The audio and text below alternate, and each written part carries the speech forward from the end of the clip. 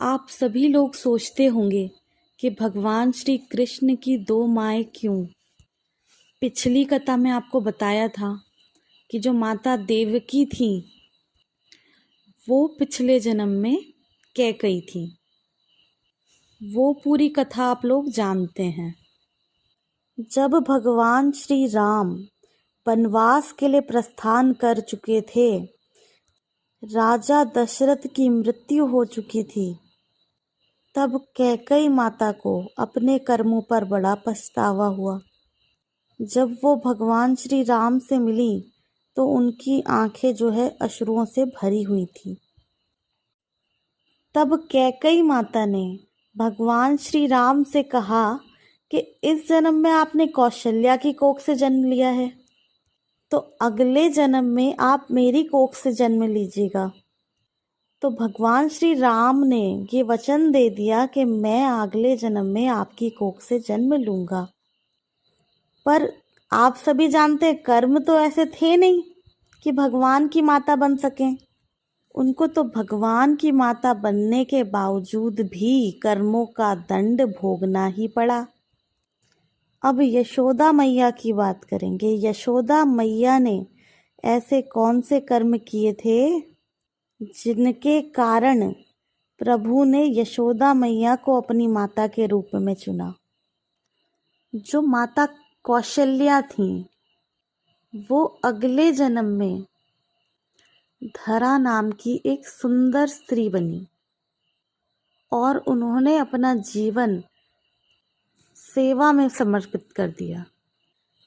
प्रतिदिन उनके द्वार पे जो भी साधु संत आते वो उन्हें भोजन कराती। और हमारे धर्म में अनंत काल से भक्तों की सेवा को ही सबसे बड़ी सेवा माना गया है। माता धरा अपने जीवन में कभी भी धर्म के मार्ग से नहीं भटकी। वो प्रतिदिन जंगल से लकड़ी काट कर लाती, उसको बेचकर जो भी थोड़ा बहुत मिलता धन उसको जो है भोजन लेकर आती और भक्तों को भोजन करा देती, साधु संतों को भोजन करा देती। अब एक दिन क्या हुआ कि अभी साधु संत भोजन करके गए नहीं कि दूसरे साधु संत जो हैं धरा माता के घर आ पहुँचे। अब घर में जो था वो सब तो पहले ही बना दिया था। अब गरीबी इतनी थी कि रोज का खाना रोज का खर्च कर देना, जितना कमाना उतना ही खर्च कर देना। अब जो साधु संत धरा माता के घर आए थे वो भी बड़ी उम्मीद लेकर आए थे। उन्होंने भी कह दिया आते ही कि हमें यकीन था कि और कहीं हमें भोजन मिले ना मिले, लेकिन धरा माता के घर हमें भोजन अवश्य मिलेगा। फिर धरा माता ने भी उन्हें आसन दिया और कहा कि आपको थोड़ी प्रतीक्षा करनी होगी, मैं भोजन तैयार करती हूँ। तो सारे साधु संत उनके यहाँ आकर बैठ गए। अब घर में खाने को एक दाना नहीं। तब धरा माता ने सोचा कि जाकर गांव के सेठ से कुछ धन उधार ले लेती हूँ, 2-4 दिन में चुका दूंगी। तो धरा माता जो है गांव के सेठ के पास पहुंची। उन्होंने कहा कि सेठ कुछ धन की आवश्यकता है, 2-4 दिन में मैं चुका दूंगी। घर में अचानक कुछ साधु संत आ गए हैं, उनके लिए भोजन की व्यवस्था करनी है। घर में आज बनाने को कुछ है नहीं, थोड़ा अनाज खरीदना है, थोड़े से धन की आवश्यकता है। सेठ ने कहा कि लाओ कुछ गिरवी रखने के लिए, लाओ कुछ गहना वहना लाओ। फिर धरा माता बोली कि सेठ अगर कुछ होता तो बेच देती, घर में जो भी गहना वहना जो कुछ भी था पहले ही सब बेच दिया है, अब कुछ भी नहीं है। परंतु विश्वास रखिए मैं 2-4 दिन में आपके रुपए चुका दूंगी। धरा माता जो हैं वो देखने में बड़ी सुंदर थी। उस समय वह बिल्कुल युवा अवस्था में दिखाई पड़ती थी और जो गांव का सेठ था उसकी पहले से ही धरा माता पर बुरी दृष्टि थी। सेठ के मन में आया कि इस मौके का तो बड़ा फायदा उठाया जा सकता है। सेठ ने धरा माता के स्तनों की ओर इशारा करते हुए कहा, तुम्हें धन चाहिए, मुझे ये चाहिए। धरा माता सुन के सन्न रह गई। गहरे धर्म संकट में पड़ गईं। सोचने लगी कि यदि धर्म बचाऊं तो शरीर चला जाएगा और शरीर बचाऊं तो धर्म चला जाएगा। सोच सकते हैं उन्होंने क्या निर्णय लिया होगा।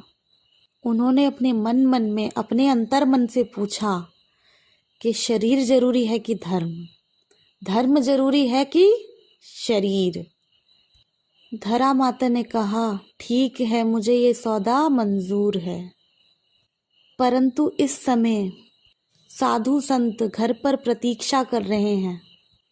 एक बार उनको भोजन करा दूं, उसके बाद मैं आपके पास आती हूँ, इतना विश्वास रखिए। सेठ ने कहा, हाँ हाँ जाओ। सेठ ने एक पोटली में धन बांध के धरा माता के सामने रख दिया। धरा माता ने धन उठाया और सीधा जो है राशन की दुकान पर जाकर कुछ राशन खरीद कर लेकर आई। घर आकर भोजन बनाया और साधु संतों को भोजन परोसते ही वो वापस घर से निकल गई।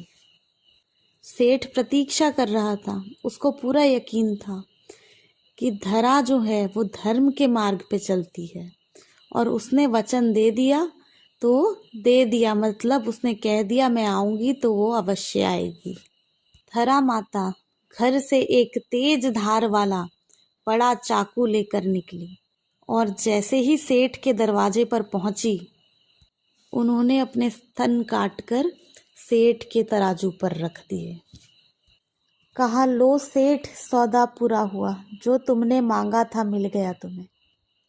धरा माता आंखों में अश्रु लिए वापस अपने घर की ओर आ रही थीं। उनके पूरे वस्त्र लहूलुहान हो चुके थे। तभी मार्ग में जिन साधुओं को भोजन कराया था वो मिल गए। जो साधु संत थे वो धरा माता को देखते ही अचंभित रह गए। उन्होंने कहा, हे माता, ये क्या हो गया आपको? उनके बार बार पूछने पर धरा माँ को उन्हें पूरी बात बतानी पड़ी। उन्हें बड़ा शोक हुआ कि हमारे कारण ये क्या अनर्थ हो गया। अब धरा माँ के शरीर से इतना रक्त बह चुका था कि वो कमजोरी के कारण जो है धरती पर गिर पड़ी।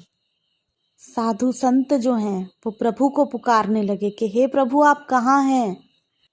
रक्षा कीजिए प्रभु, रक्षा कीजिए। धरा माँ भगवान विष्णु की भक्त थी। तभी वहां भगवान विष्णु प्रकट हुए। भगवान विष्णु ने कहा, हे माता, तुम धन्य हो, धन्य है तुम्हारा सेवा भाव। भक्तों की सेवा से इतना प्रेम कि अपने शरीर को भी नष्ट कर दिया सेवा के लिए। जिसने अपने जीवन में कोई अधर्म नहीं किया, धरती पे मेरी माँ हो तो ऐसी हो। आज तुमने धर्म की रक्षा के लिए अपने स्तन काट डाले। मैं तुम्हें वचन देता हूँ कि मैं तुम्हारा पुत्र बनकर तुम्हारे स्तनों से दुग्धपान करूँगा। इस समय तो आपके प्राणों की रक्षा करने का कोई औचित्य नहीं है। आपके कष्टों का अंत करने का दूसरा कोई उपाय नहीं है। माँ, जाइए, स्वर्ग लोक जाइए और यशोदा मैया बनके जन्म लेने की प्रतीक्षा कीजिए। क्या समझ आया कथा से? क्या कारण रहा भगवान ने हमारी तुम्हारी कोख से जन्म नहीं लिया?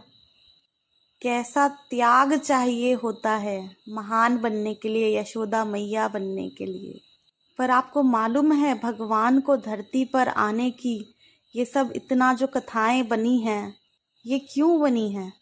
क्यों भगवान ने स्वयं इतना कष्ट उठाया, धरती पर आए, मनुष्य बन के रहे, क्यों किया ये सब? क्योंकि आपके जो बच्चे होंगे ना, वो काम नहीं करते होंगे जो आप उन्हें करने को कहते होंगे। वो बच्चे जो होते हैं, बच्चे हमेशा वो काम करते हैं जो वो अपने माता पिता को करते देखते हैं। इसीलिए भगवान जो परम पिता परमेश्वर हैं, वो खुद धरती पर आए ताकि वो एक अच्छा एग्जाम्पल सेट कर सकें। जीवन कैसे जीना है, हमें ये सिखाने के लिए भगवान ने अपना जीवन जी कर दिखाया कि देखो मनुष्य ऐसे होते हैं, मनुष्यों को ऐसा होना चाहिए। 10% भी धरा माँ जैसा सेवा का भाव जीवन में ले आओ, जीवन धन्य हो जाएगा।